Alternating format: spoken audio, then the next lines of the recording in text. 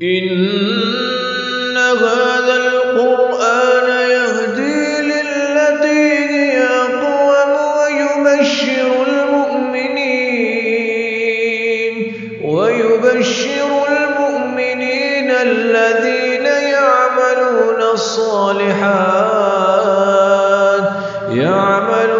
الصالحات أن لهم أجرا كبيرا.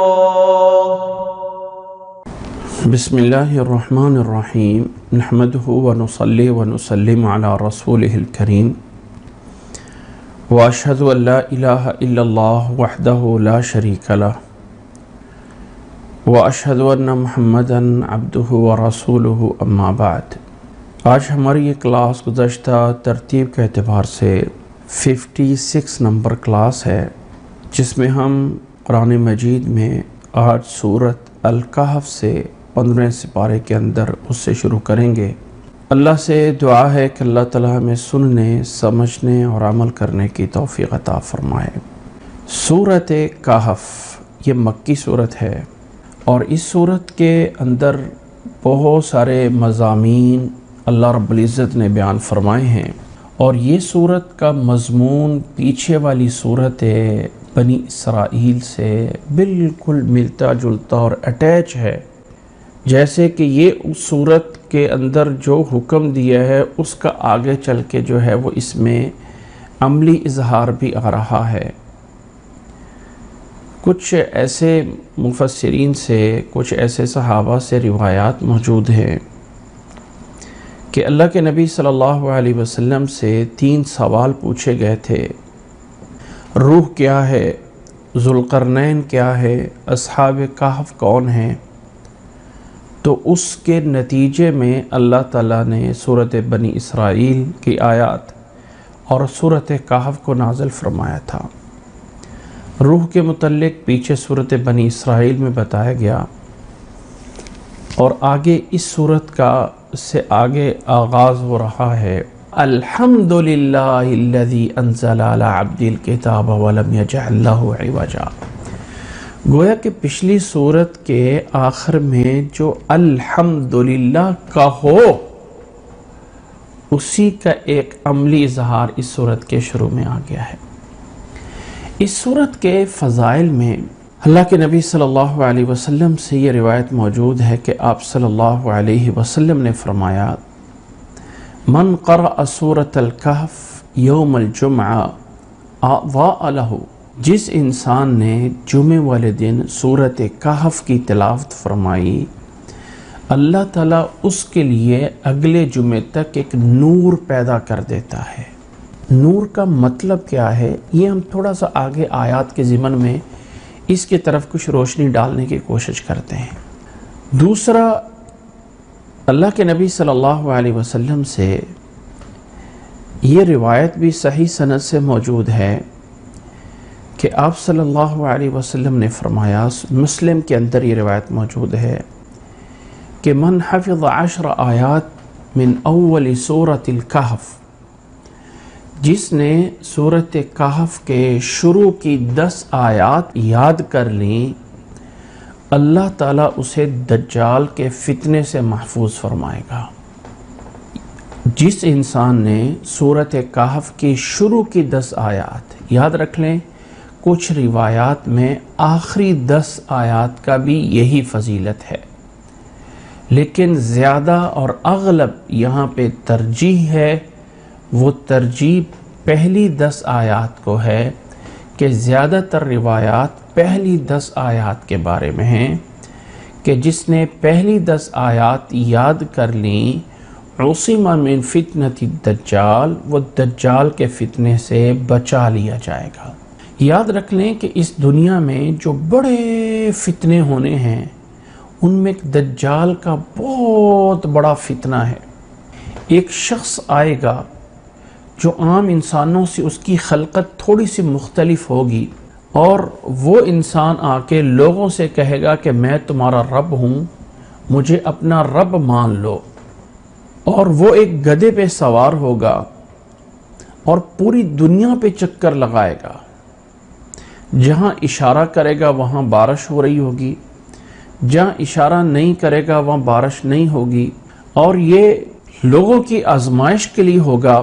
ایک آنکھ سے کانا ہوگا، ایمان والے پڑھ سکیں گے کہ اس کے ماتھے پہ کافر لکھا ہوا ہے، لیکن لوگ اس کے دھوکے میں آ جائیں گے۔ مکہ اور مدینہ کے علاوہ باقی تمام دنیا کے شہروں میں جگہوں پہ وہ پہنچے گا۔ یہ دجال کا بہت بڑا فتنہ ہے۔ جتنے بھی فتنے ہیں رسول اللہ صلی اللہ علیہ وسلم نے فرمایا ہے کہ ہر ایک نبی نے اپنی امت کو دجال کے فتنے سے ڈرایا ہے، اور میں بھی تمہیں اس کے فتنے سے ڈرا رہا ہوں۔ دجال کا جو اتنا بڑا فتنہ ہے، اس فتنے کے لیے گویا کہ اس سورت کی 10 آیات کو بطور وظیفہ کے جو انسان ان کو یاد کرتا ہے، اور یاد کرنے کا معنی یہ بھی ہوتا ہے کہ ان پہ ایمان لاتا ہے، سمجھتا ہے اللہ اس کو دجال کے فتنے سے محفوظ فرمائے گا۔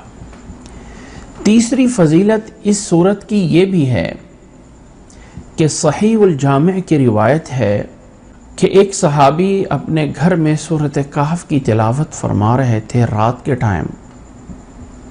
ان کے قریب ان کا جانور بندھا ہوا تھا، تو وہ تھوڑا سا بدکنا یعنی ہلنا شروع ہو گیا۔ غور سے دیکھا تو اس جانور پہ ایک بادل جو ہے وہ اتر رہا تھا۔ یہ صحابی سورۃ کہف پڑھتے رہے، اور وہ بادل جو ہے ان کے قریب قریب نیچے جو ہے وہ اترتا رہا۔ صبح آ کے اللہ کے نبی صلی اللہ علیہ وسلم کو بتاتے ہیں، تو آپ صلی اللہ علیہ وسلم نے فرمایا کہ یہ وہ سکینت تھی، آسمان سے رحمت تھی جو اس سورت کے پڑھنے کی بنیاد پہ نازل ہو رہی تھی۔ تو گھر میں رحمت اور سکون کا سبب بھی یہ سورت کہف بنتی ہے۔ جمعہ والے دن اس کا تلاوت کرنا مسنون ہے۔ 10 آیات شروع کی دجال کے فتنے سے حفاظت کرتی ہیں، تو یہ سورت بہت بڑی عظیم سورت ہے۔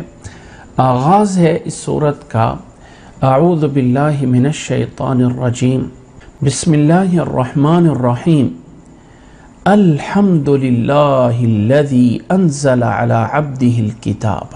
تمام تعریفیں اس اللہ کے لیے ہیں، للہ، یا ہر قسم کا شکر اس اللہ کے لیے ہے جس نے نازل کیا ہے اپنے بندے پر اس کتاب کو۔ الکتاب، الف لام یہاں پہ خاص کر رہا ہے، تخصیص کر رہا ہے کہ یہ وہ کتاب جو قرآن مجید ہے۔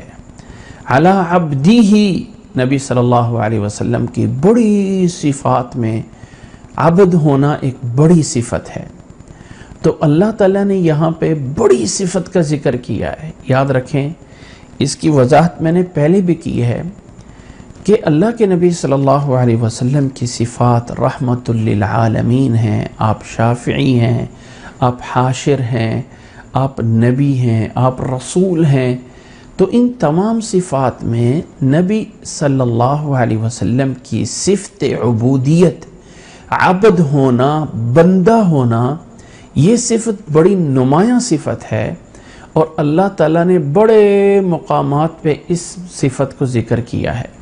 وَلَمْ يَجْعَلْ لَهُ عِوَجًا، اور اس کتاب کے اندر کسی طرح کی کمی، کوئی کجی، کوئی ٹیڑھ پن، کوئی الٹ راستہ، کچھ ایسا نہیں بنایا۔ وَلَمْ يَجْعَلْ لَهُ، اور نہیں بنایا اس میں عوجن، کوئی بھی ٹیڑھ پن، کوئی بھی کسر اس میں باقی نہیں چھوڑی ہے۔ اللہ رب العزت نے جو کتاب اپنے بندے پہ نازل کی ہے وہ ہر لحاظ سے کامل اور مکمل ہے۔ قیما لینذر بأسا شدیدا، قیما ہر طرح سے پختہ ہے، قیما پختہ ہے، سیدھا ہے، اس میں کسی طرح کی کوئی کجی نہیں ہے، کوئی ٹیڑھ پن نہیں ہے۔ اور اس کتاب کے نازل کرنے کا مقصد یہ ہے لینذر بأسا شدیدا، تاکہ ڈرایا جائے اس کے ذریعے بہت بڑے بأس سے، بہت بڑی جنگ سے، یا بہت بڑے واقعے سے۔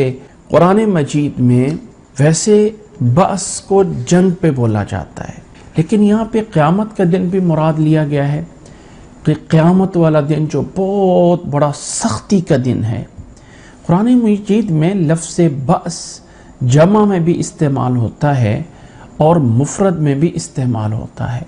عموماً جب سختیوں کے لیے استعمال ہوتا ہے تو جمع کا لفظ استعمال ہوتا ہے، اور جب جنگ کے لیے استعمال ہوتا ہے تو مفرد کا استعمال ہوتا ہے، جیسے کہ سورۃ بقرہ میں پیچھے آیت البر میں 177 نمبر آیت میں اللہ تعالیٰ نے فرمایا تھا وَالصَّابِرِينَ فِي الْبَأْسَاءِ وَالضَّرَّاءِ، اور ایمان والے متقی وہ لوگ ہیں جو صبر کرنے والے ہیں سختیوں میں بھی، یعنی تنگیوں میں بھی اور آسانیوں میں بھی۔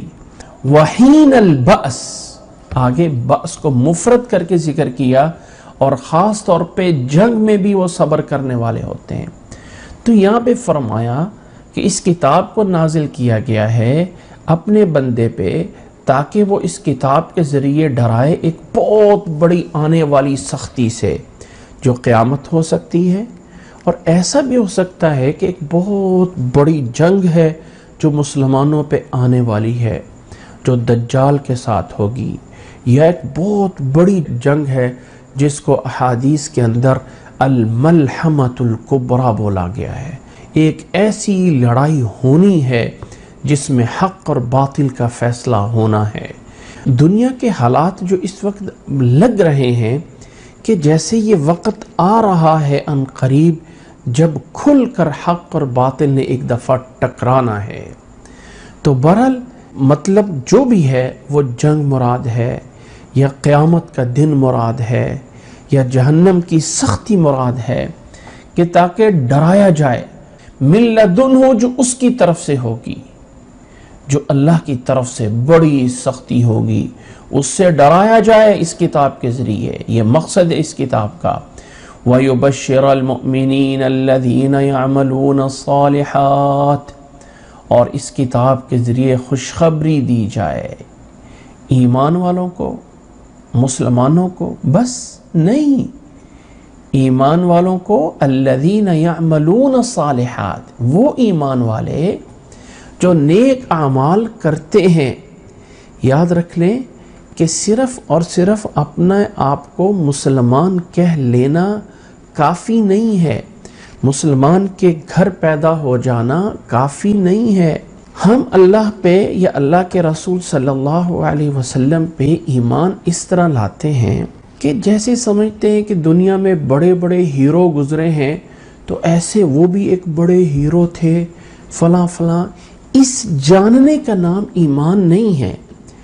یہود بھی جانتے تھے، بلکہ قرآن مجید نے یہ کہا ہے کہ اہل کتاب آپ کو نبی اور رسول ہونا اس طرح جانتے ہیں جیسے کوئی انسان اپنی اولاد کو جانتا ہے۔ یعرفونہ کما یعرفون ابناءہم، جیسے اپنی اولاد کو کوئی پہچانتا ہے اس طرح آپ کو پہچانتے تھے۔ تو یہ جاننا، یہ پہچاننا ایمان نہیں بنا ہے۔ ایمان کے لیے کچھ اگلا درجہ ہے کہ انسان تصور کرے میں سب کچھ میرا فنا ہے اس ذات اللہ کے لیے، اور اس ایمان کے اندر عمل شامل ہے۔ اللہ تعالیٰ نے جہاں نجات دی ہے، جہاں وعدہ کیا ہے، جہاں نصرت کے وعدے ہیں، وہاں ایمان کے ساتھ عمل صالح کی شرط موجود ہے۔ تو اللہ تعالیٰ نے فرمایا ہم نے یہ کتاب نازل کی ہے اپنے بندے پہ، جس کا مقصد یہ ہے کہ تاکہ ڈرایا جائے بہت بڑی سزا سے، یعنی گویا کہ اس جہنم سے یا بہت بڑی جنگ سے، یا بہت بڑی آزمائش سے جو ہماری طرف سے آنے والی ہے، اور خوشخبری دی جائے ان مومنوں کو الذین یعملون الصالحات، جو نیک اعمال کرتے ہیں، ان لہم اجرا حسنا، کہ ان کے لیے بہترین بدلہ ہے۔ وہ بہترین بدلہ ایسا ہوگا کہ ماکثین فیہ ابدا، جنت ہمیشہ ہمیشہ رہیں گے، ہمیشہ ہمیشہ، کبھی بھی پھر وہ اس جنت سے نکالے نہیں جائیں گے جو اللہ نے نیک لوگوں کو وہ جنت دینی ہے۔ وَيُنذِرَ الَّذِينَ قَالُوا اتَّخَذَ اللَّهُ وَلَدًا، اسی طرح ان لوگوں کو بھی ڈرایا جائے جنہوں نے کہا اللہ نے اپنی کوئی اولاد بنا لی ہے۔ یہ کتاب اللہ نے نازل کی ہے، انہیں ڈرایا جائے۔ یہودیوں نے، عیسائیوں نے، مشرکین مکہ نے فرشتے اللہ کی بیٹیاں بنائی ہوئی تھی۔ مشرکین نے، یہود نے عزیر علیہ السلام کو اللہ کا بیٹا قرار دیا، نصارہ نے عیسیٰ علیہ السلام کو اللہ کا بیٹا قرار دیا۔ ما لہم بہ من علم، ان کے پاس کچھ تھوڑا سا بھی کوئی علم نہیں ہے، کوئی ان کے پاس اس میں حقیقت نہیں ہے۔ ولا لآبائہم، اور نہ ہی ان کے آباء و اجداد کو کوئی پتہ نہیں، کوئی ان کے پاس دلیل نہیں ہے، کوئی ان کے پاس حقیقت نہیں ہے جو یہ کہتے ہیں کہ اللہ نے اپنی اولاد بنائی ہے۔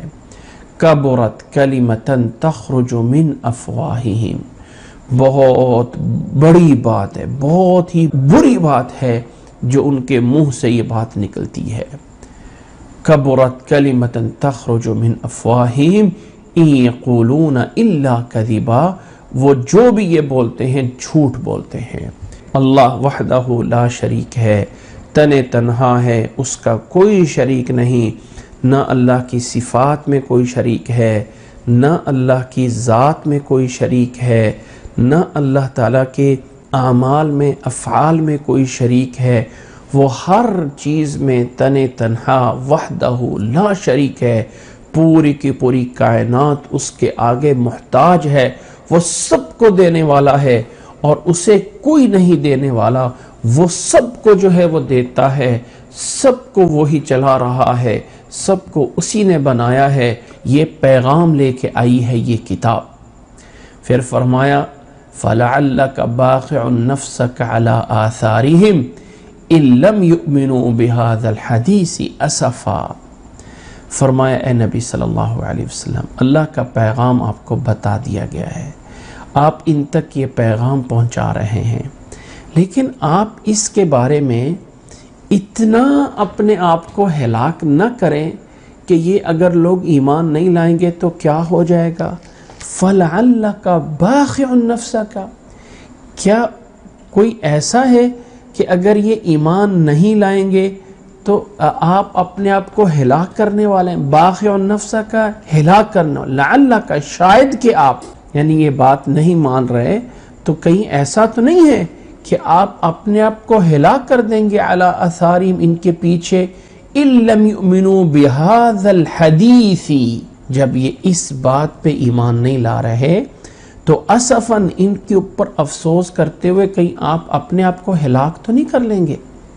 اس لیے آپ کے ذمے صرف پہنچانا ہے، آپ صرف بات کو پہنچائیں اور اپنے آپ کو ہلاک نہ کریں۔ فَلَعَلَّكَ بَاخِعُ نَفْسَكَ عَلَىٰ آثَارِهِمْ إِن لَّمْ يُؤْمِنُوا بِهَذَا الْحَدِيثِ أَسَفًا۔ اس آیت سے ایک بات کا پتہ چلتا ہے، اور وہ یہ بات ہے کہ جو انسان دوسروں کو تبلیغ کرتا ہے، جو انسان دوسروں کو واعظ و نصیحت کرتا ہے، اسے ان لوگوں کی فکر بھی ہونی چاہیے، اسے ان لوگوں کا احساس بھی ہونا چاہیے۔ اللہ کے نبی صلی اللہ علیہ وسلم کو اتنا احساس، اتنی فکر جو ہے وہ ان کی ستاتی ہے کہ اللہ نے فرمایا کہیں آپ اپنے آپ کو ہلاک کر لیں گے، آپ اتنا پریشان ہو جاتے ہیں۔ یعنی اتنا زیادہ پریشان تو نہیں ہونا ہے، لیکن ایک فکر رکھنا، ایک لحاظ رکھنا کہ وہ ایمان لے آئیں، ان کی فکر، ان کا لحاظ کم از کم یہ ایک داعی کے اندر پیدا ہونا چاہیے۔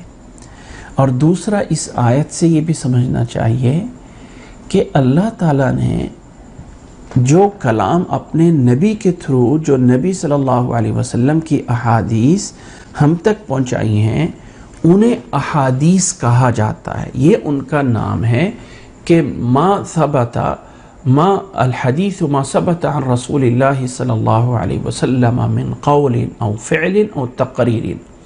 حدیث اسے کہا جاتا ہے جو نبی صلی اللہ علیہ وسلم کا قول آ جائے، کوئی ان کا فعل آ جائے، عمل آ جائے، یا ان کے سامنے کوئی کام کیا گیا اور آپ صلی اللہ علیہ وسلم نے اس کو برقرار رکھا، اس سے منع نہیں کیا، تو ان 3 چیزوں کا نام حدیث ہے، حدیث قولی، حدیث فعلی اور حدیث تقریری۔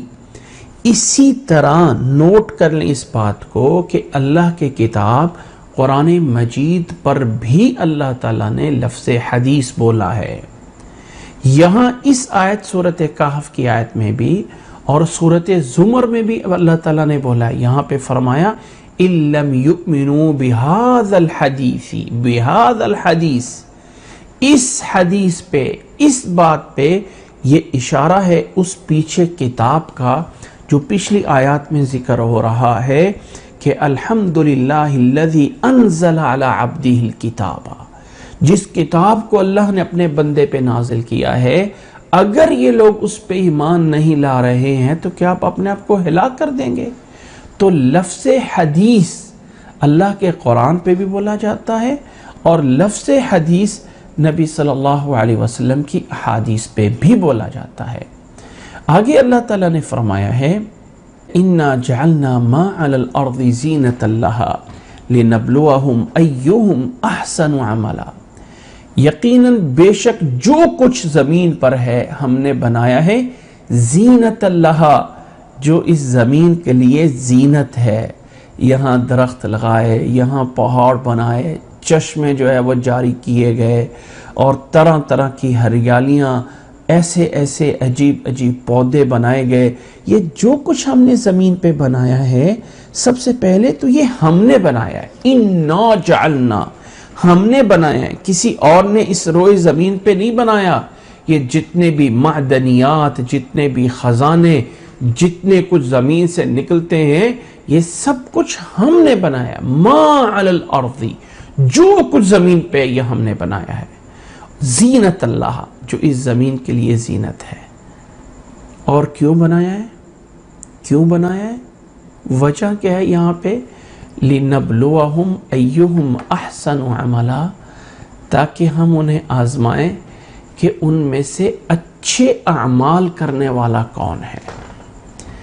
اللہ تعالیٰ نے زمین کے اندر جو کچھ بنایا ہے، فرمایا اس لیے بنایا ہے کہ رہنے والوں کو ہم آزما سکیں، اللہ کی نعمتیں استعمال کرنے والوں کو آزمایا جا سکے۔ لِنَبْلُوَهُمْ ایہم احسن عملا، ایہم کون ہے ان میں سے اچھے اعمال کرنے والا۔ یاد رکھ لیں کہ اللہ تعالیٰ کے ہاں اعمال میں معیار کو زیادہ وقت حاصل ہے، یعنی اللہ تعالیٰ پہ یہ نہیں دیکھا جائے گا کہ اس نے کتنے زیادہ اعمال کیے، وہ بھی اگرچہ ہوگا کاؤنٹ، لیکن جس کا اعتبار ہے اللہ تعالیٰ کے ہاں وہ یہ ہے کہ اعمال میں حسن کون پیدا کرتا ہے۔ ایک انسان اگر 10 رکعتیں جو ہے وہ پڑھ رہا ہے نفلوں کی اور ٹھکا ٹھک کوے کی طرح ٹھونگے لگا رہا ہے، دوسری سائڈ پہ اگر ایک انسان انتہائی احسن انداز سے اور پوری توجہ سے، پورے دھیان سے، پورے خشوع سے 2 رکعتیں پڑھ رہا ہے، تو یہ 2 رکعتیں پڑھنے والا زیادہ اچھا ہے بنسبت 10 رکعتیں پڑھنا اور تیز تیز پڑھ دینا۔ قرآن مجید کی تلاوت کرنے والے لوگوں سے میری گزارش یہ ہے کہ آہستہ آہستہ ٹھہر ٹھہر کے پڑھ لیں، تھوڑا پڑھ لیں، یہ بہتر ہے کہ آپ اتنی تیزی سے پڑھ رہے ہوں، یعلمون تعلمون یعلمون تعلمون ہو رہا ہو۔ اللہ تعالیٰ نے کہا ہے کہ معیار یہ کہ کون ہے جو احسن اعمال کرتا ہے۔ یہ احسن جو ہے نا، یہ اسی احسان سے نکلا ہوا ہے، اور اس احسان کا روٹ ورڈ ہے ہا سین نون، حسن، کسی کا خوبصورت ہونا، حسین ہونا۔ کسی چیز کے اندر جب اچھائی کی انتہا ہو جاتی ہے نا تو اس کے اوپر حسن، احسان، احسن بولا جاتا ہے۔ نبی صلی اللہ علیہ وسلم سے پوچھا گیا تھا اسلام کیا ہے، ایمان کیا ہے، پھر پوچھا گیا کہ احسان کیا ہے، فرمایا ان تعبد اللہ کأنک تراہ، اللہ کی اس طرح عبادت کرو جیسے کہ اللہ تعالیٰ کو دیکھ رہے ہو۔ اب اس سے بڑا درجہ کیا ہو سکتا ہے؟ کہ ایک انسان کہے کہ میں اللہ کو دیکھ رہا ہوں. اچھا اگر یہ جذبہ نہیں پیدا ہو سکتا فَإِن لَمْ تَكُنْ تَرَاهُ فَإِنَّهُ يَرَاكَ، تو سمجھ لو کہ وہ مجھے دیکھ رہا ہے، وہ اللہ ہمیں دیکھ رہا ہے عبادت کرتے ہوئے. تو عبادت میں وہ حسن، وہ کیفیت پیدا کرنا کہ میں اللہ کو دیکھ کے عبادت کر رہا ہوں، یا کم از کم وہ اللہ مجھے دیکھ رہا ہے، جب وہ عبادت ہوگی اللہ تعالیٰ کے ہاں اس کا معیار ہوگا. تو اللہ نے فرمایا اللہ تعالیٰ نے زمین پہ جو کچھ بنایا ہے یہ زمین کی زینت ہے، خوبصورتی ہے. ایک دیکھیں ایک صحرا ہوتا ہے، بنجر زمین ہوتی ہے، کچھ نہیں ہوتا. دوسری وہ جگہ ہوتی ہے جو پہاڑ ہوتے ہیں، سبزہ ہوتا ہے. لوگ پہاڑوں کو بھی دیکھنے کے لیے دور دور جاتے ہیں. پہاڑوں پہ کس طرح کر کے برف باری ہوتی ہے اس کو بھی دیکھنے کے لیے جاتے ہیں. تو اللہ تعالیٰ نے فرمایا زینت اللہ، یہ سب کچھ جو ہم نے زمین پہ بنایا ہے یہ سب کچھ انسان زینت بنایا، خوبصورتی، لیکن بنایا تیرے لیے ہے کہ انسان کو دیکھا جائے کیا دنیا میں لگ کے اللہ کو بھولتا ہے یا دنیا کو چھوڑ کے اپنے اللہ کو راضی کرتا ہے. لِنَبْلُوَهُمْ أَيُّهُمْ أَحْسَنُ عَمَلًا. اور اس آیت میں دوسری آیتوں کی طرح یہاں پر بھی اللہ تعالیٰ نے جمع کے صیغے استعمال کیے. اِنَّا جَعَلْنَا مَا عَلَى الْأَرْضِ، یعنی ایک بات کو ویسے بنانے والا تو اللہ ہی ہے، لیکن اللہ تعالیٰ اپنے لیے ہم نے یہ کیا تب بولتا ہے جب اس چیز کو بھی بڑا کرنا. وَإِنَّا لَجَاعِلُونَ مَا عَلَيْهَا صَعِيدًا جُرُزًا. پھر اللہ نے فرمایا کہ ایک وقت آنے والا ہے کہ ہم اسی زمین کے اوپر جو کچھ ہے اس کو جو ہے وہ بنانے والے ہیں چٹیل میدان. وَإِنَّا لَجَاعِلُونَ، اور بے شک ہم ہی ہیں جو اس کو ہموار سیدھا میدان بنا دے. صعیدن میدان، جرزن ایک سیدھا میدان جو ہے وہ بنانے والے ہیں. ابھی تو یہ زمین پہ پہاڑ ہیں، کہیں اوپر ہے کہیں نیچے ہے. جب قیامت کا سور پھونکا جائے گا تو اللہ سب کو برابر کر دے گا. ام حسبتا، کہ آپ سمجھتے ہیں کہ اصحاب کہف یا اصحاب رقیم کانوا من آیاتنا عجبا، ہماری آیات اور نشانیوں میں سے کوئی بڑی چیز ہے؟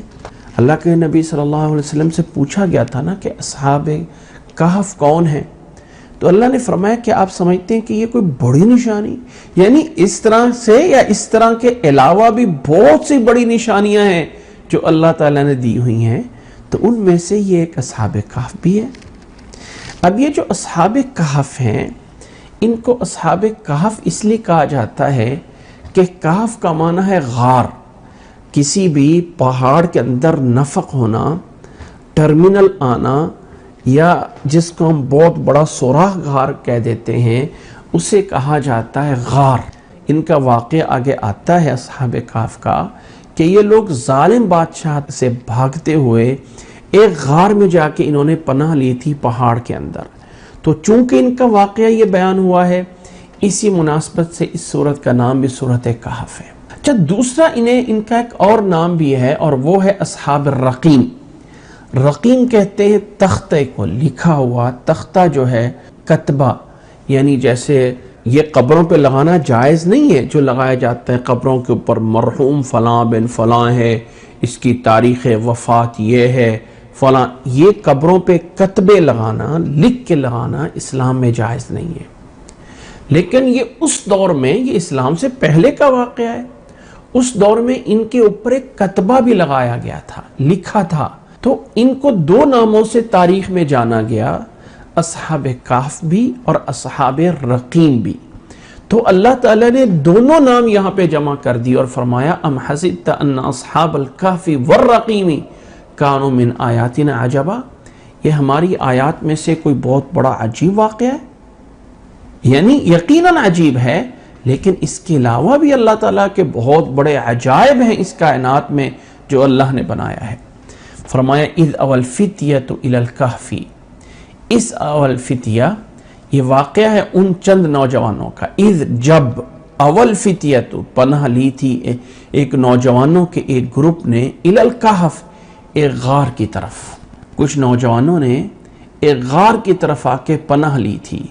فقالوا ربنا آتنا من لدنک رحمہ، وَهَيِّئْ لَنَا مِنْ أَمْرِنَا رَشَدًا۔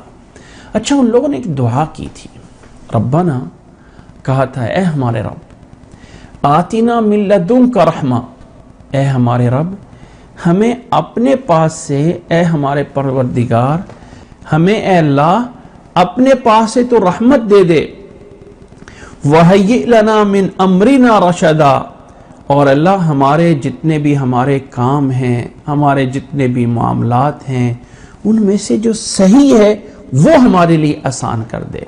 وَهَيِّئْ لَنَا مِنْ أَمْرِنَا رَشَدًا، یہ دعا دی تھی، دعا کی تھی انہوں نے۔ اللہ نے ان کی دعا کو قبول کیا اور اللہ نے انہیں اس وقت کے ظالم بادشاہ سے بچایا، اور اللہ تعالیٰ نے ان کو ایک لمبی نیند سلا دیا۔ ان لوگوں نے اپنے ایمان کو بھی بچا لیا، اپنی جان کو بھی بچا لیا، اور اللہ نے قیامت تک ان لوگوں کو بچا کے اپنی ایک نشانی بھی بتا دی۔ اب یہ 10 آیات ہیں، ان 10 آیات کے بارے میں یہ فضیلت موجود ہے کہ جس نے یہ 10 آیات سورۃ کہف کے شروع والی یاد کر لیں، اللہ تعالیٰ اس کو دجال کے فتنے سے محفوظ فرمائے گا۔ اب یہاں پہ 2 چیزیں ان آیات میں لگتی ہیں جو ایک قابل غور ہیں۔ ایک تو ان کی یہ دعا بہت بڑی دعا ہے، ربنا آتنا من لدنک رحمہ وَهَيِّئْ لَنَا مِنْ أَمْرِنَا رَشَدًا، اے اللہ ہمیں اپنے پاس سے رحمت عطا فرما۔ اور جسے رب سے رحمت مل جاتی ہے اللہ پھر اس کی حفاظت بھی فرماتا ہے۔ اللہ سے یہ بھی دعا کی گئی ہے کہ ہَيِّئْ لَنَا مِنْ أَمْرِنَا رَشَدًا، اللہ ہمارے جتنے بھی کام ہیں ان میں سے جو صحیح ہے ہمارے لیے وہ آسان کر دے، اللہ ہمارے کاموں کو آسان کر دے۔ یہ اس میں جو ہے وہ دعا کی گئی ہے، گویا کہ انسان فتنے میں، آزمائش میں اللہ تعالیٰ سے اللہ کی پناہ مانگتا ہے۔ دوسرا، ان آیات میں اگر پیچھے غور کریں تو جہاں ہم نے یہ پڑھا تھا نا قیما لینذر بأسا شدیدا، کہ اللہ نے اس کتاب کو اس لیے بھیجا ہے کہ یہ قیم ہے، پختہ اور مضبوط چیز ہے، تاکہ ڈرایا جائے ایک بہت بڑے سخت چیز سے، ملدن جو اس کی طرف سے ہوگی۔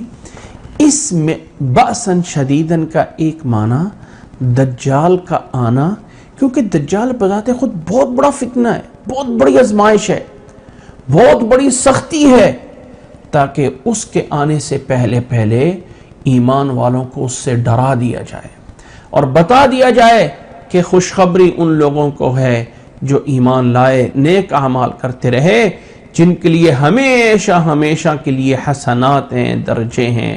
زمین میں جو کچھ ہے ہم نے زمین کے لیے زینت بنایا ہے تاکہ تمہیں آزمایا جا سکے اچھے اعمال کون کرتے ہیں۔ اللہ تعالیٰ دجال کو بھیج کے بھی آزمائے گا، دیکھا جائے گا کون ہے جو ثابت قدم رہتا ہے۔ اب ان دجال سامنے جو ہے وہ سارے کام کر رہا ہوگا، انسان کہے گا یہی تو میرا رب ہے۔ فرمایا لِيَبْلُوَكُمْ أَيُّكُمْ أَحْسَنُ عَمَلًا وَإِنَّا لَجَاعِلُونَ مَا عَلَيْهَا صَعِيدًا جُرُزًا، یہ جو کچھ زمین پہ ہے ایک دن اس پوری زمین کو ایک چٹیل سیدھا صاف میدان بنا دیا جائے گا۔ جب ایک نوجوانوں کی جماعت نے ایک غار میں آ کے پناہ لے لی تھی اور یہ کہا تھا ربنا آتنا من لدنک رحمہ، اے اللہ تیرے علاوہ کوئی رحمت دینے والا نہیں ہے، اے اللہ تیرے علاوہ کوئی فضل کرنے والا نہیں ہے، اے اللہ تیرے علاوہ کسی کے پاس کوئی اختیار نہیں ہے، کون ہے میرے اوپر رحمت کر سکتا ہے؟ کوئی نہیں ہے۔ ربنا حب لنا من لدنک رحمتاً، اے اللہ مجھے اپنے پاس سے رحمت دے دے، اور وَهَيِّئْ لَنَا مِنْ أَمْرِنَا رَشَدًا، اور اے اللہ میرے سب بگڑے تگڑے کاموں کو سب کو سیدھا کر دے۔ بہت عمدہ دعا ہے، انسان کو یاد کرنی چاہیے اور اچھے اوقات میں ایسی دعائیں کرنی چاہیے۔ نماز میں سجدے میں قرآنی دعائیں تو نہیں کر سکتے کہ اللہ کے نبی صلی اللہ علیہ وسلم نے نماز میں رکوع اور سجدے میں قرآن مجید پڑھنے سے منع فرمایا ہے۔ اگرچہ کچھ لوگ کہتے ہیں کہ بطور دعا کہ آپ پڑھ سکتے ہیں، لیکن بات یہ ہے کہ جب نبی صلی اللہ علیہ وسلم نے کہہ دیا ہے کہ قرآن نہ پڑھا جائے تو ہم کیوں اس کے اندر تعویلیں کریں؟ جی ہم پوری آیت نہیں پڑھ رہے، اور جی ہم تھوڑے لفظ پڑھ رہے ہیں۔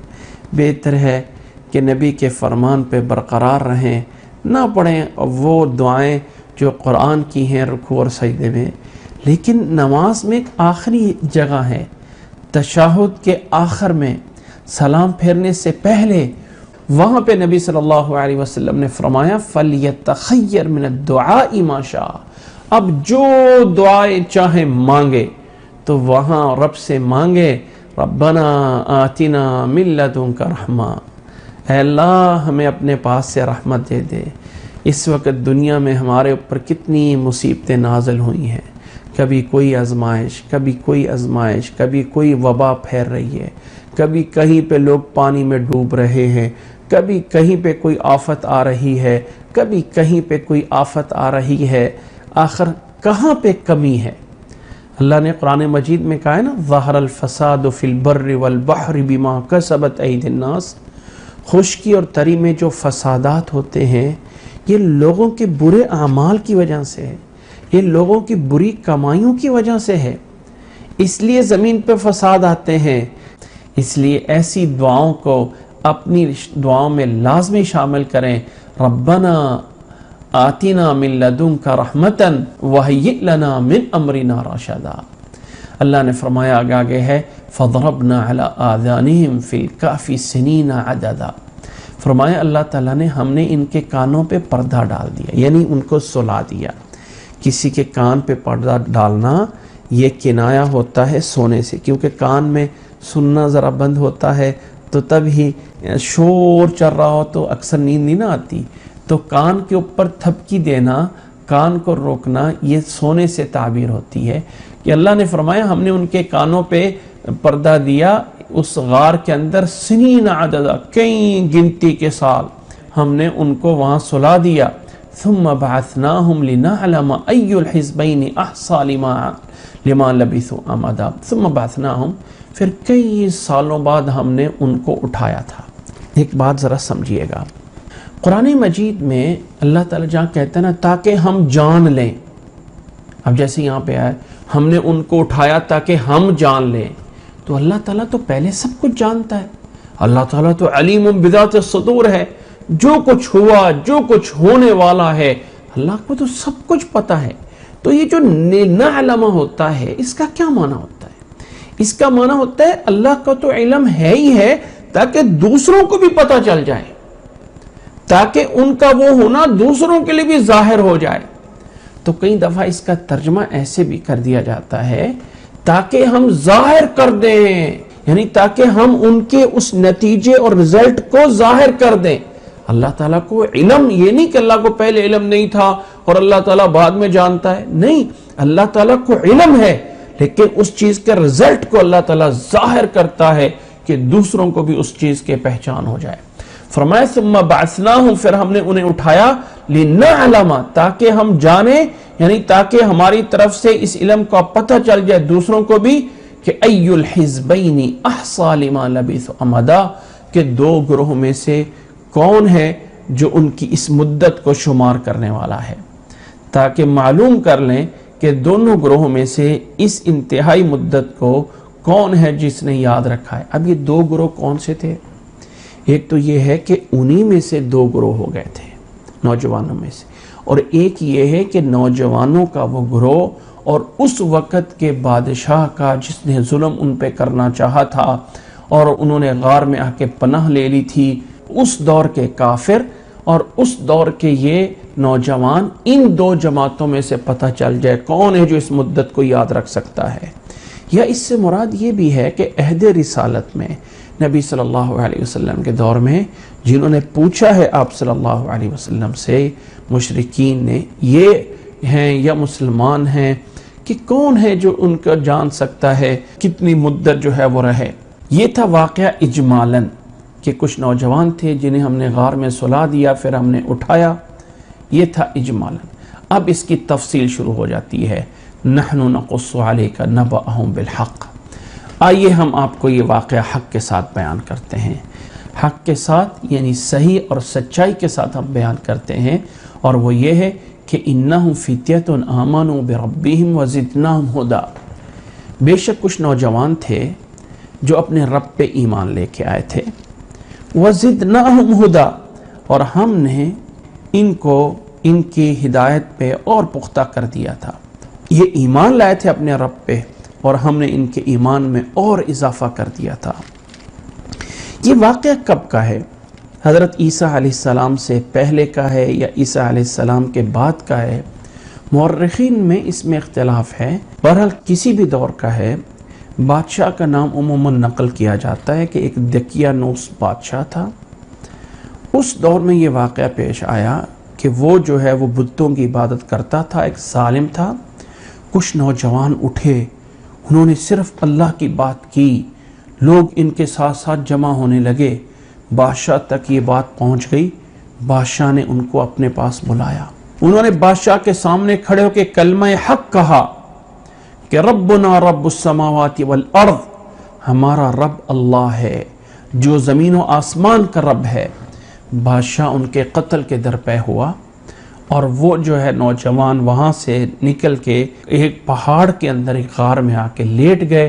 یہاں اللہ نے ان کے اوپر نیند طاری کر دی. 300 سال تک وہ سوئے رہے. 300 سال بعد اللہ نے انہیں اٹھایا اور ان میں سے نوجوان ایک شہر میں گیا.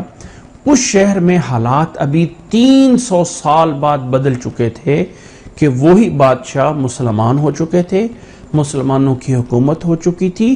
اور اس بادشاہ نے 300 سال پہلے کے بادشاہ دقیانوس نے ایک لکھ کے کتبہ رکھا ہوا تھا. رقیم کا ایک دوسرا معنی بھی ہے کہ ان کے بارے میں اس نے بادشاہ نے ایک کتبہ لکھ کے رکھا ہوا تھا کہ چند نوجوان ہیں جو غائب ہو گئے، کہیں بھی ملک میں ملے نہیں ہیں، کہاں چلے گئے ہیں، ان کو تلاش کیا جائے. اگر نکل آئیں تو وہ ایسے ہوں گے ویسے ہوں گے. ان نوجوانوں کے بارے میں 300 سال سے پہلے لکھا ہوا وہ کتبہ نکالا گیا. یہ نوجوانوں کا پتہ چل گیا 300 سال بعد. اب وہ پورے لوگ مسلمان ہو چکے تھے. یہ لوگ واپس دوبارہ پیچھے غار میں آئے. اللہ نے انہیں دوبارہ سلا دیا اور دوبارہ سلانے کے بعد اللہ نے پھر انہیں جو ہے وہ موت دے دی تھی اسی غار میں.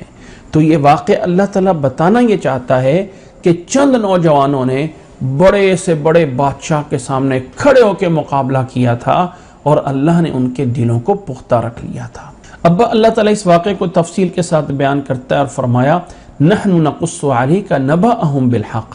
آئیے ہم آپ کے ان کی خبر ہم آپ کو سچ سچ سے بتاتے ہیں. انہم فتیۃ آمنوا بربہم، بے شک وہ کچھ نوجوان تھے جو اپنے رب پہ ایمان لائے. وزدناہم ہدی، اور ہم نے انہیں ہدایت میں اور زیادہ کر دیا تھا. وربطنا علی قلوبہم، اور ہم نے ان کے دلوں کو مضبوط کر دیا تھا. ربطنا کا لفظی معنی ہوتا ہے باندھنا. ہم نے ان کے دلوں کو باندھ دیا یعنی مضبوط کر دیا. اذ قاموا، جب وہ کھڑے ہوئے یعنی بادشاہ کے سامنے یا اپنے لوگوں کے سامنے اور انہوں نے یہ اعلان کیا فقالوا ربنا رب السماوات والارض، ہمارا رب وہ رب ہے جو آسمانوں کا اور زمین کا رب ہے. لن ندعو من دونہ الہا، ہم اس کے علاوہ کسی اور کو معبود نہیں پکارتے ہیں، ہم اس کے علاوہ کسی اور کو معبود نہیں بناتے ہیں. لقد قلنا اذا شططا، اگر ہم نے ایسا کیا تو ہم تو بڑی سری غلطی میں ہو جائیں گے. شططن کا معنی ویسے ہوتا ہے شط، حد سے گزرنا. فرمایا لقد قلنا اذا شططا، اگر ہم اللہ کے علاوہ کسی اور کو معبود بنا لیں تو یہ تو بہت بڑا جھوٹ ہوگا. ہؤلاء قومنا، یہ ہماری قوم کے لوگ ہیں. اتخذوا من دونہ آلہہ، یہ اس اللہ کے علاوہ دوسروں کو معبود بنا رہے ہیں. لولا یأتون علیہم بسلطان بین، یہ اس پر کیوں نہیں کوئی واضح دلیل پیش کرتے؟ اللہ کے علاوہ کون معبود ہے؟ لائیں اللہ کی طرف سے کوئی دلیل. فمن اظلم ممن افترى علی اللہ کذبا، اس سے بڑا ظالم کون ہے جو اللہ پہ جھوٹ بولتا ہے. وَإِذِ اعْتَزَلْتُمُوهُمْ وَمَا يَعْبُدُونَ إِلَّا اللَّهَ فَأْوُوا إِلَى الْكَهْفِ. اب نوجوانوں نے آپس میں کہا کہ جب تم ان سے علیحدہ ہو رہے ہو باقی لوگوں سے، وَمَا يَعْبُدُونَ، اور جن کی یہ پوجا کرتے ہیں، جن کو یہ پوجتے ہیں، ان سب سے جب علیحدہ ہو رہے ہو، کنارہ کشی اختیار کر رہے ہو، الا اللہ، سوائے اللہ کے، تو فَأْوُوا إِلَى الْكَهْفِ، جاؤ ایک غار کے اندر جو ہے وہ رہ لو. آپ غار کے اندر جا کے پناہ لو. यंशुर लकुम रब्बुकुम मिर रहमतिही, तुम्हारा रब तुम्हारे लिए रहमत अता करेगा। देखिए पीछे क्या था, रब्बना हब लना मिन लदुनका रहमा वहय्यि लना मिन अमरिना रशदा। जवाब क्या है, यंशुर लकुम रब्बुकुम मिर रहमतिही, तुम्हारा रब तुम्हें अपने पास से रहमत अता करेगा। वयुहय्यि लकुम मिन अमरिकुम मिरफका, और अल्लाह ताला तुम्हारे कामों में तुम्हारे लिए आसानियां और सहूलतें पैदा करेगा। मिरफका रिफ्कुन से है, रिफ्कुन का माना होता है सहूलत, रफीक रिफ्क राफा काफ, इसी से है मिरफका। वयुहय्यि लकुम, और वो अल्लाह और वो तुम्हारा रब तुम्हारे लिए आसान कर देगा तुम्हारे मामलात को। इस तरह करके फिर उन्होंने आके अपनी कौम से निकल के एक गार में आके पनाह ले ली। और अल्लाह ताला ने अब यहाँ पे इख्तिसार है, पनाह लेने के बाद वहाँ पे अल्लाह ताला ने उन्हें सुला दिया। अब वो गार कहाँ थी, वतरा शम्स इज़ा तलअत तज़ावरु अन कहफ़िहिम ज़ातिल यमीन व इज़ा ग़रबत तक़रिज़ुहुम ज़ातश शिमाल। यूँ समझे कि वो गार का जो मुंह था वो नॉर्थ शुमाल वाली साइड पे था। सूरज जब जो है वो तुलू होता है तो वो उससे हट के गार के जो है वो दाईं साइड पे हो जाता है, ये और जब गुरूब की तरफ होता है तो वो जो है वो थोड़ा सा नॉर्थ वाली साइड पे जो है वो होता है। यानी अल्लाह ने उनके उस गार को सूरज की तपश से, सूरज की उस धूप से भी उन्हें जो है वो दूर रखा। तो गार ऐसी थी, जब सूरज तुलू होता है तज़ावुरु अन कहफ़िहिम ज़ातिल यमीन, कि उस कहफ से, उस गार से वो दाईं जानिब को जो है वो झुक जाता है। व इज़ा ग़रबत, और गुरूब के वक़्त वो बाईं जानिब जो है वो हो जाता है।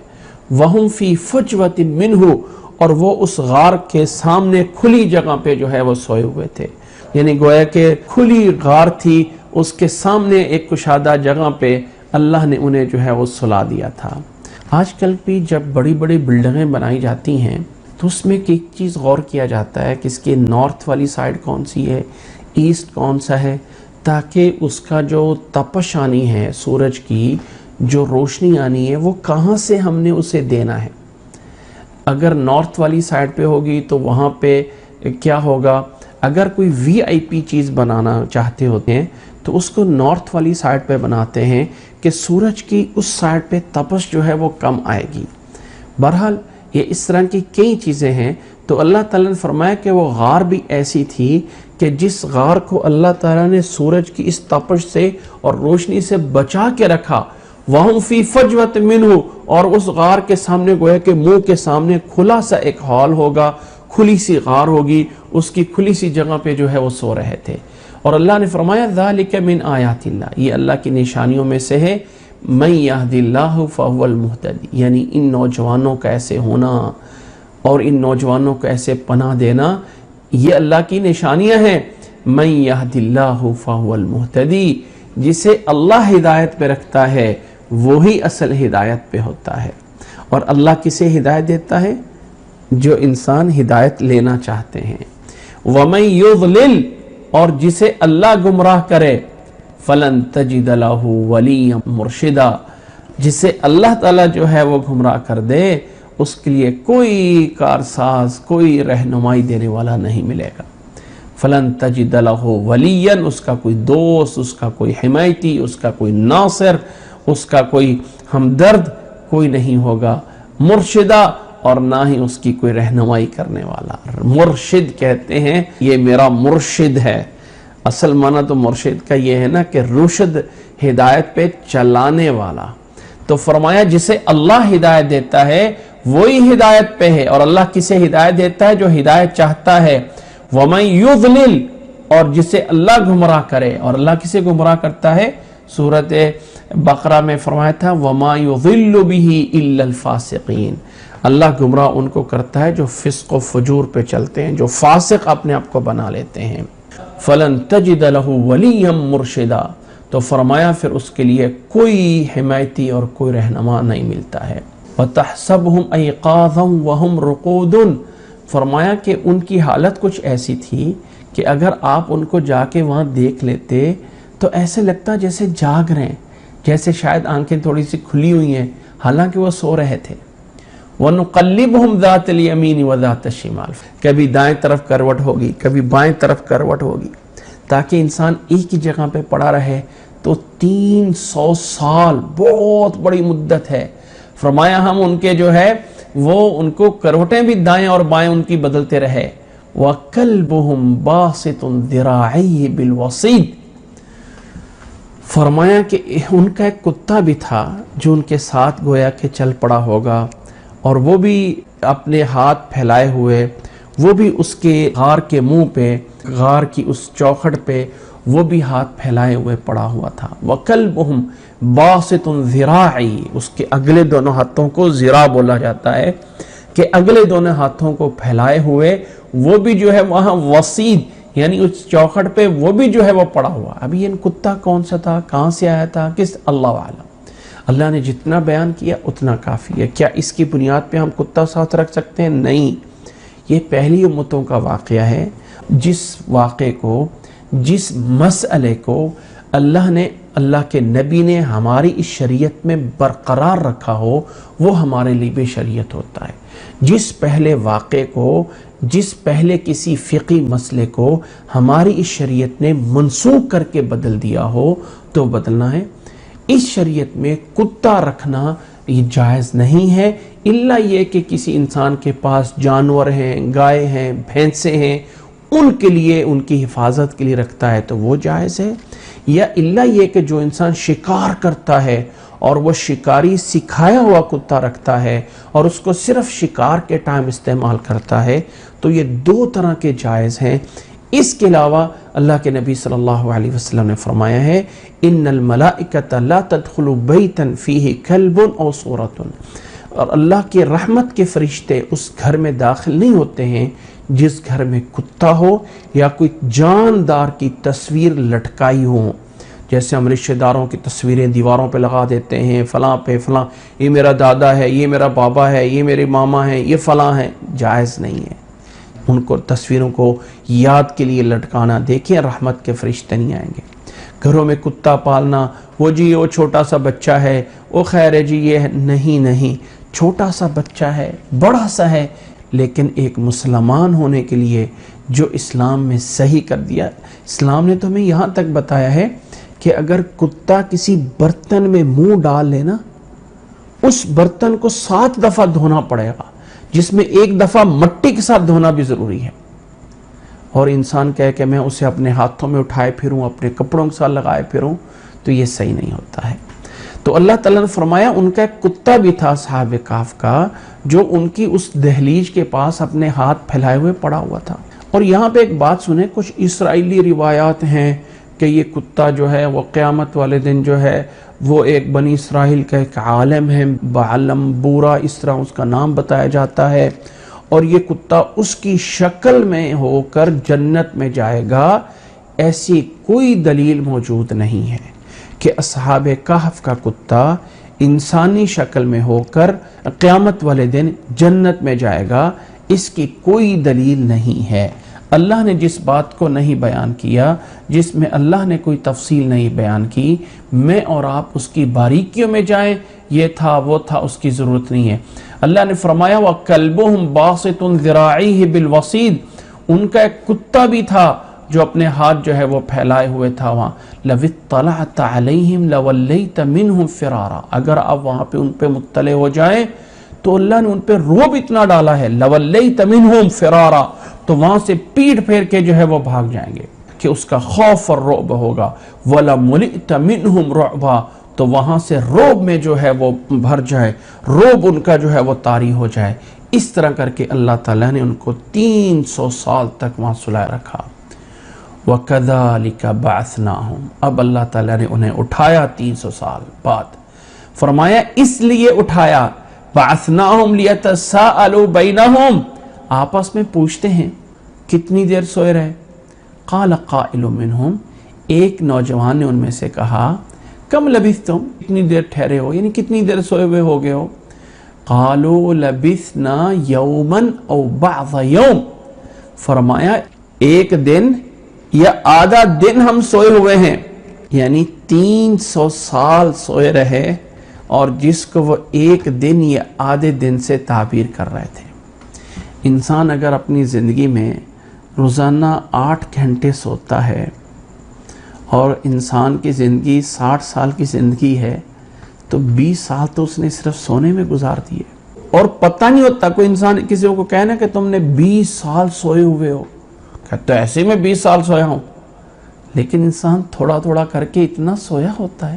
پھر کہتے ہیں قالوا ربکم اعلم بما لبثتم، تمہارا رب تمہیں جانتا ہے تم کتنی دیر جو ہے وہ ٹھہرے ہو، تمہارا رب تمہیں جانتا ہے تم کتنی دیر سوئے رہے ہو۔ اچھا اب کیا ہے؟ فَبْعَثُوا أَحَدَكُمْ بِوَرِقِكُمْ هَذِهِ إِلَى الْمَدِينَةِ، اپنے میں سے ایک نوجوان کو بھیجو اس چاندی کو لے کے، ورق کہتے ہیں چاندی کو، گویا کہ اس وقت سکے جو ہے وہ چاندی کے ہوں گے، فرمایا اس چاندی کو لے کے جائے شہر میں، فَلْيَنظُرْ أَيُّهَا أَزْكَى طَعَامًا، اور وہاں جا کے دیکھے کون سا ازکا طعامن ہے، کون سا پاک اور حلال کھانا ہے۔ ایمان والوں کی صفت میں یہ صفت ہے کہ جب وہ کھانے کا تلاش کرتے ہیں تو یہ ان کے اندر ایک احساس ہوتا ہے کہ ہمیں ایسا کھانا تلاش کرنا ہے جو حلال ہے، جو اس میں کوئی شک نہیں کہ انسان کہتا ہے چسکا وہاں پہ ہے، لذت وہاں پہ ہے، فلاں ہے۔ فَلْيَأْتِكُمْ بِرِزْقٍ مِّنْهُ، اور اس میں سے تمہارے لیے وہ کھانے کے لیے لے کے آئے، وَلْيَتَلَطَّفْ، اور چاہیے کہ وہ تھوڑی سی نرمی اختیار کرے، نرمی برتے، لطیفن اسی سے ہے یتلطف، نرمی کرے، ظاہر نہ کرے ہم میں ادھر سے آیا ہوں، تھوڑا سا آہستہ سے جائے تاکہ انہیں پتہ چلے کہ کون ہے۔ اور یہ جو یتلطف ہے قرآن مجید کا نصف ہو رہا ہے حرفوں کے اعتبار سے، حروف کے اعتبار، یعنی اگر حرفوں کو شمار کیا جائے نا قرآن مجید کے حرفوں کو، حرف جو ہیں جیسے الحمدللہ میں الف ہے، لام ہے، ہا ہے، میم ہے، دال ہے، تو یہ جو حرف ہیں اگر انہیں گننا شروع کیا جائے تو وَلْيَتَلَطَّفْ، یہاں اس حرف پہ آ کے قرآن مجید نصف ہوتا ہے، جس پہ لام اور یا اور تا پہلے میں ہیں اور آگے والا لام اور تا اور فا یہ اگلے نصف میں آتا ہے۔ یہ اس حرف یعنی اس لفظ پہ آ کے قرآن مجید کا نصف ہوتا ہے۔ فرمایا کہ وہ باریک بینی سے جا کے وہاں یہ کام کرے احتیاط سے، وَلَا يُشْعِرَنَّ بِكُمْ أَحَدًا، اور تمہارے بارے میں کسی کو نہ بتائے۔ ایک اپنے میں سے کسی کو بھیجو جو بازار سے کھانا لے کے آئے اور ذرا کھانا اچھا لے کے آئے اور ذرا احتیاط سے جائے، کسی کو اپنے بارے میں بتائے نا۔ انہم ان یظہروا علیکم، اگر وہ تمہارے اوپر آ گئے، تمہیں انہوں نے پا لیا، تمہارے وہ دشمنوں نے، ان کافروں نے تمہیں حاصل کر لیا، یرجموکم، تمہیں پتھروں سے ماریں گے، او یعیدوکم فی ملتہم، یا وہ تمہیں اپنے دین میں کہیں واپس نہ لے جائیں، ولن تفلحوا اذن ابدا، اگر تم ان کے دین میں پھر گئے تو پھر کبھی بھی کامیاب نہیں ہو سکتے ہو۔ یہ ہے اللہ تعالیٰ نے اس واقعے کی طرف اشارہ فرمایا۔ اب وہ نوجوان جاتا ہے، وہاں جانے کے بعد جو ہے جب اس نے سکہ دیا تو دیکھنے والے نے کہا یہ سکہ یہ کہاں سے آیا ہے، یہ سکہ جو ہے وہ یہ کرنسی جو ہے یہ کہاں سے، تو 300 سال پرانا ہے، 300 سال۔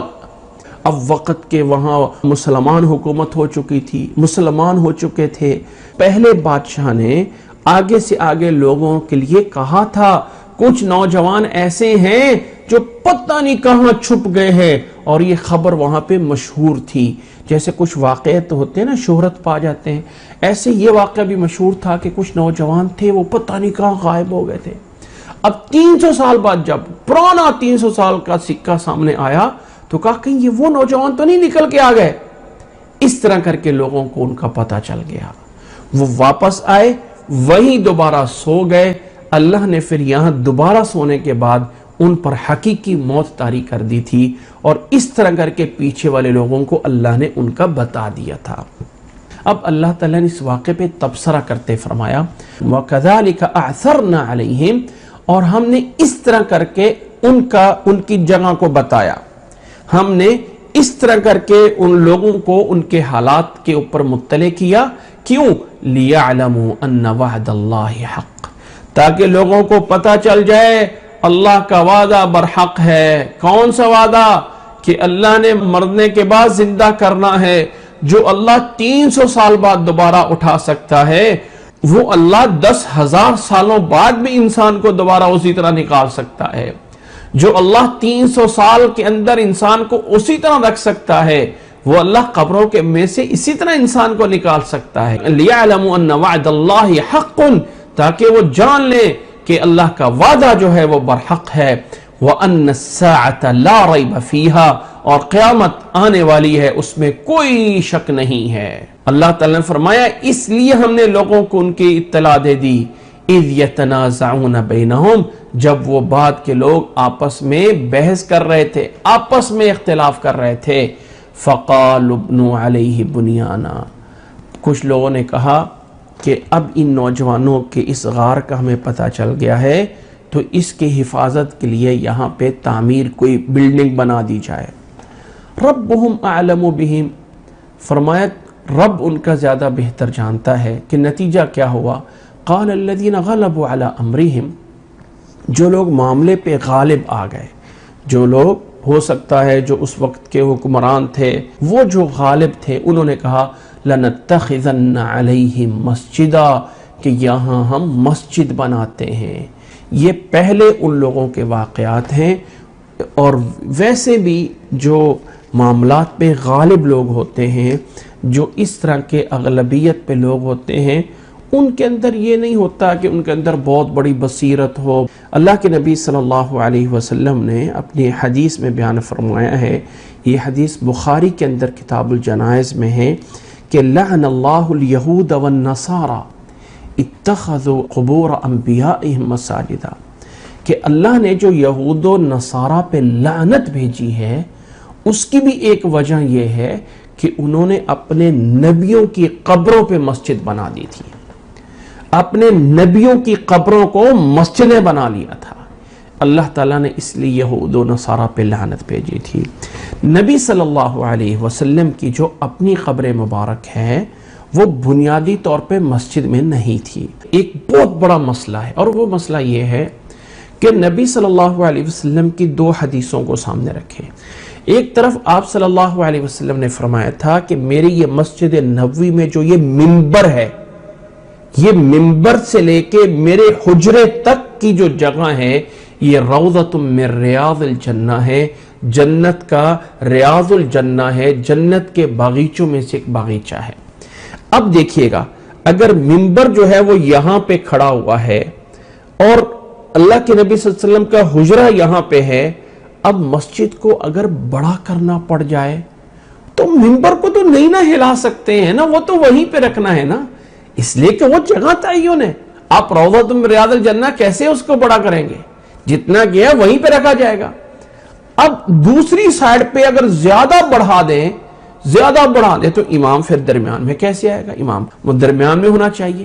اس لیے بہت سے اشکالات تھے، جس کی وجہ سے مسجد نبوی کو وسعت دینے میں وہ جو حضرت عائشہ رضی اللہ تعالیٰ عنہ کا حجرہ مبارک تھا، جس میں نبی صلی اللہ علیہ وسلم دفن کیے گئے تھے، مجبوراً مسجد کے دائرے میں آ گیا تھا، مسجد کے احاطے میں۔ ایسا نہیں ہے کہ نبی صلی اللہ علیہ وسلم کی قبر کو باقاعدہ مسجد بنایا گیا ہو، کیونکہ پہلے انبیاء کی قبروں کو مسجد بنانے پہ اللہ کے نبی صلی اللہ علیہ وسلم نے لعنت بھیجی ہے۔ لعن اللہ الیہود والنصارى اتخذوا قبور انبیائہم وصالحیہم مساجدا، اللہ نے یہودیوں پہ لعنت بھیجی ہے کہ انہوں نے اپنے نبیوں کی اور اپنے نیک لوگوں کی قبروں کو مسجدیں بنا لیا تھا۔ اس وقت ہم دیکھتے ہیں اپنے کنٹریز میں بہت سی ایسی مسجدیں ہوتی ہیں جن میں قبریں بنائی ہوتی ہیں، قبر پہ مسجد بنائی ہوتی ہے، یہ سب ناجائز ہے، یہ سب ناجائز ہے، یہاں پہ کوئی مجبوری نہیں ہے، اللہ تعالیٰ محفوظ فرمائے۔ بہرحال یہ پہلی امت کا واقعہ ہے، اس امت کا واقعہ نہیں ہے، پہلی امتوں کا واقعہ ہے کہ اللہ نے فرمایا قال الذین غلبوا علی امرہم، جو لوگ معاملات پہ غالب آئے، جو صاحب حکومت تھے، ارباب تھے، انہوں نے کہا ہم یہاں پہ مسجد بنا لیتے ہیں۔ اب اللہ تعالیٰ نے اس پہ کوئی تبصرہ نہیں کیا کہ انہوں نے صحیح کیا، غلط کیا، کیا صحیح تھا۔ جب اللہ تعالیٰ نے اس پہ کوئی تبصرہ نہیں کیا تو میں اور آپ کیوں کریں؟ ہماری شریعت میں یہ ہے کہ نبی صلی اللہ علیہ وسلم نے اس چیز کو منع کر دیا گیا ہے۔ آگے اللہ تعالیٰ نے فرمایا سَيَقُولُونَ ثَلَاثَةٌ رَابِعُهُمْ كَلْبُهُمْ وَيَقُولُونَ خَمْسَةٌ سَادِسُهُمْ كَلْبُهُمْ رَجْمًا بِالْغَيْبِ کہ اب ان کی تعداد کتنی تھی؟ وہ جو اصحاب کہف کے نوجوان تھے، کچھ لوگ کہتے ہیں 3 ہیں، چوتھا ان کا کتا تھا، کچھ لوگ کہتے ہیں 5 ہیں، چھٹا ان کا کتا تھا، رجمن بالغیب۔ اللہ تعالیٰ نے فرمایا یہ جتنی باتیں بھی کہہ رہے ہیں یہ صرف اور صرف اٹکل پچو ڈیرے میں تیر چلا رہے ہیں۔ رجمن بالغیب، رجم کہتے ہیں پھینکنا پتھر اندھیرے میں، بالغیب یعنی سب اپنے پاس سے تکے لگا رہے ہیں، غیب کی باتوں میں اٹکل لگا رہے ہیں اور کچھ نہیں ہے۔ اور کچھ کہتے ہیں وَيَقُولُونَ سَبْعَةٌ وَثَامِنُهُمْ كَلْبُهُمْ، کچھ کہتے ہیں کہ وہ 7 تھے، 8واں ان کا کتا تھا۔ اس رائے پہ اللہ تعالیٰ نے ایک تبصرہ نہیں فرمایا، اس لیے مفسرین کہتے ہیں کہ راجح بات یہ ہے کہ وہ 7 نوجوان تھے اور 8واں ان کا کتا تھا، پھر بھی اللہ نے کہا قُلْ رَبِّي أَعْلَمُ بِعِدَّتِهِمْ، آپ یہی کہہ دیجئے میرا رب جو ہے وہ جانتا ہے ان کی تعداد کتنی تھی۔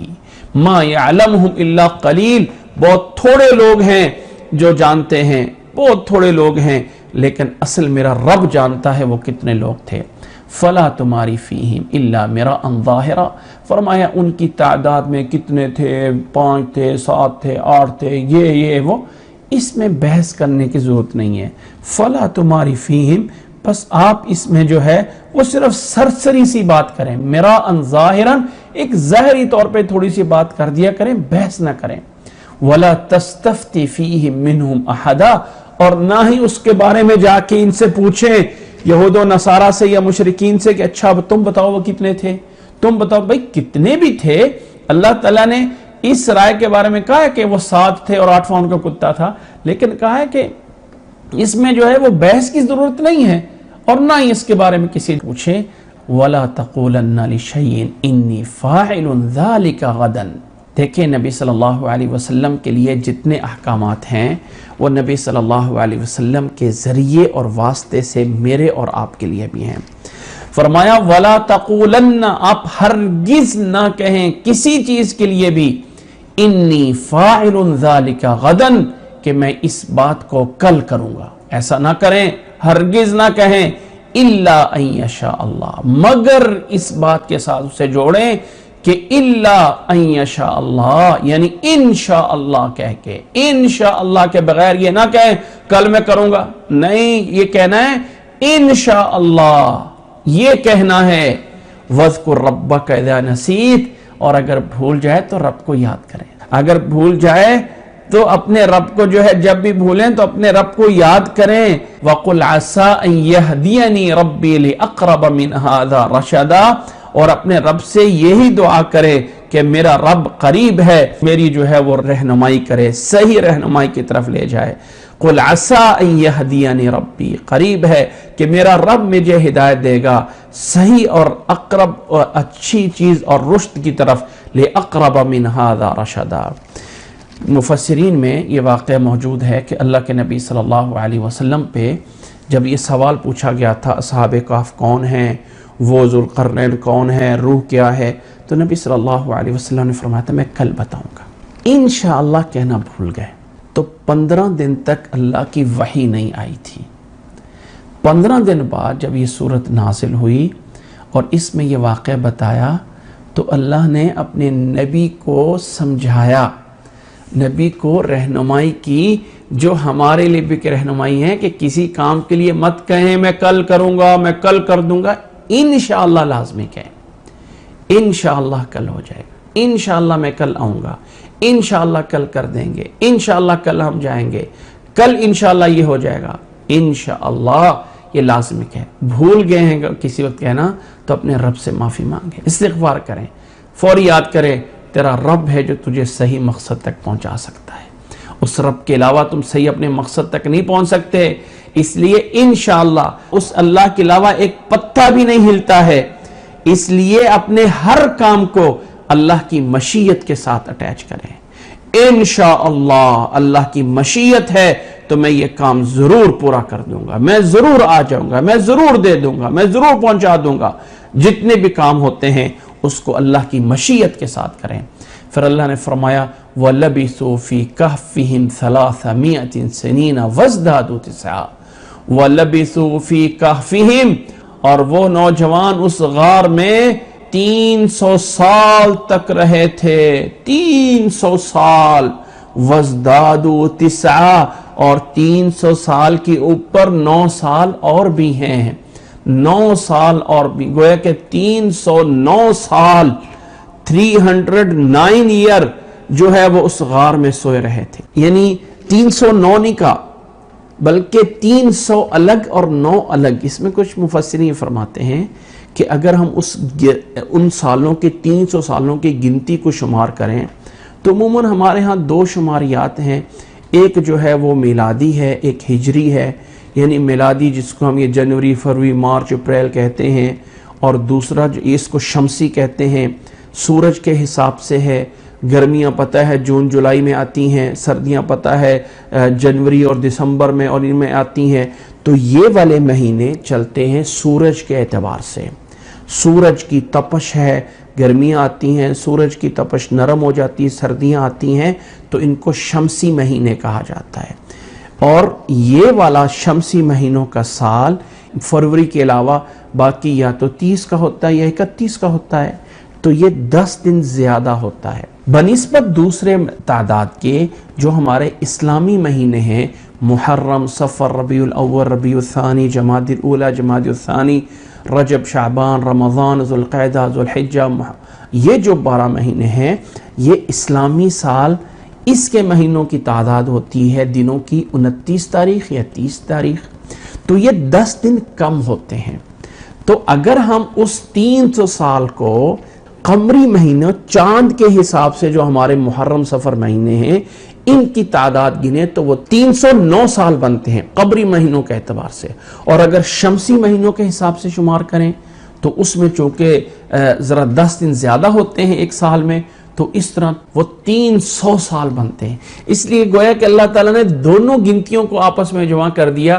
جملہ یہ ہے وَلَبِثُوا فِي كَهْفِهِمْ 300 سِنِينَ وَازْدَادُوا تِسْعًا، اور اوپر زیادہ کر لے 9 سال بھی. تو 300 سال گویا کہ شمسی مہینوں کے اعتبار سے ہے اور 309 سال ان کے قمری مہینوں کے اعتبار سے ہیں. آگے اللہ نے فرمایا پھر بھی قُلِ اللَّهُ أَعْلَمُ بِمَا لَبِثُوا، اللہ تعالیٰ زیادہ بہتر جانتا ہے. آپ یہی کہیں کہ اللہ بہتر جانتا ہے وہ کتنی دیر رہے. قُلِ اللَّهُ أَعْلَمُ بِمَا لَبِثُوا لَهُ غَيْبُ السَّمَاوَاتِ وَالْأَرْضِ، اسی اللہ کے لیے ہے زمین و آسمان کی غیب. وہ اللہ ہی ہے جو زمین و آسمان کی غیب جانتا ہے. ابصر بہ واسمع، یہ ابصر بہ واسمع گرامر میں افعال مدح اور ذم میں ہوتے ہیں. اس کا معنی یہ کتنا ہی عمدہ ہے وہ دیکھنے والا اور کتنا ہی اچھا ہے وہی سننے والا. اللہ ہی ہے جو زمین و آسمان کی غیب جانتا ہے، وہ اللہ ہی ہے جو بہت خوب دیکھنے والا ہے اور سننے والا ہے. ما لہم من دونہ من ولی، اس کے علاوہ کوئی اور کارساز نہیں ہے. ولا یشرک فی حکمہ احدا، اور اس اللہ کے حکم میں، اس اللہ کے آرڈر میں کوئی بھی اس کا شریک نہیں ہے. اب آگے اللہ تعالیٰ نے اس واقعے کے بعد آگے فرمایا وَاتْلُ مَا أُوحِیَ إِلَيْکَ مِن کِتَابِ رَبِّکَ، وَاتْلُ، تلاوت کیجئے ان پر جو بھی آپ کی طرف اس کتاب میں وحی کی جا رہی ہے تمہارے رب کی طرف سے. اچھا، اگر اس سورت کا اسلوب دیکھیں، اللہ تعالیٰ نے اس سورت کے شروع میں کہا الحمدللہ الذی انزل علی عبدہ الکتاب ولم یجعل لہ عوجا. وہ مضمون چل رہا ہے. کتاب آنے کا مقصد یہ ہے قیما لینذر بأسا شدیدا من لدنہ ویبشر المؤمنین الذین یعملون الصالحات ان لہم اجرا حسنا. یہ اکثر وہ مضمون چلتا رہتا. اللہ کی کتاب، اللہ تعالیٰ اس کتاب کے ذریعے دینا چاہتا ہے. ضمناً جب اصحاب کہف کی بات آئی تو پورا واقعہ تفصیل سے ہوا. اب واپس بات سورت کے شروع کے اس کے ساتھ اٹیچ ہوتی ہے کہ اللہ نے آپ کو یہ کتاب دی ہے قیماً بنا کے. آپ کی ذمہ داری یہ ہے وَاتْلُ مَا أُوحِیَ إِلَيْکَ مِن کِتَابِ رَبِّکَ، آپ تلاوت کیجئے جو وحی کی جاتی ہے آپ کی طرف آپ کے رب کی اس کتاب سے. لا مبدل لکلماتہ، اللہ تعالیٰ کے اس کلمات کو، اللہ تعالیٰ کے قانون کو، اللہ تعالیٰ کے کلمات کو کوئی نہیں بدل سکتا ہے. کوئی نہیں بدلنے والا ہے.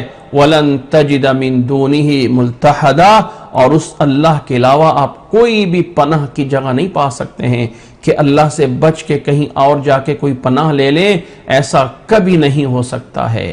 پھر اللہ نے فرمایا وَاصْبِرْ نَفْسَكَ مَعَ الَّذِينَ يَدْعُونَ رَبَّهُمْ بِالْغَدَاةِ وَالْعَشِيِّ يُرِيدُونَ وَجْهَهُ وَلَا تَعْدُ عَيْنَاكَ عَنْهُمْ تُرِيدُ زِينَةَ الْحَيَاةِ الدُّنْيَا وَلَا تُطِعْ مَنْ أَغْفَلْنَا قَلْبَهُ عَنْ ذِكْرِنَا وَاتَّبَعَ هَوَاهُ وَكَانَ أَمْرُهُ فُرُطًا. اسلام کے اندر ایک جذبہ ہے جس کو ولا اور برا کے نام سے جانا جاتا ہے. الولا والبرا, کون سے وہ لوگ ہیں جن کے ساتھ میری دلی ہمدردیاں ہونی چاہیے, کون سے وہ لوگ ہیں جن سے میں دلی طور پہ الگ ہوں, کون سے لوگ ہیں جن کے ساتھ میری ہمدردیاں ہونی چاہیے, کون سے لوگ ہیں جن کو میں اپنا کہوں یہ میرے اپنے ہیں. اللہ نے فرمایا وَاصْبِرْ نَفْسَكَ, اپنے آپ کو ٹھہرائیے, بند کریں ان لوگوں کے ساتھ, روکیں ان لوگوں کے ساتھ جو اپنے رب کو صبح اور شام یاد کرتے ہیں. بالغداۃ والعشی, صبح کو بھی شام کو بھی جو اپنے رب کو یاد کرتے رہتے ہیں, ان لوگوں کے ساتھ اپنی دوستی رکھیے. ان لوگوں کے ساتھ صحبت صالح ترا صالح کند, صحبت طالح ترا طالح کند. اچھے لوگوں کی صحبت اچھی بناتی ہے اور برے لوگوں کی صحبت برا بنا دیتی ہے.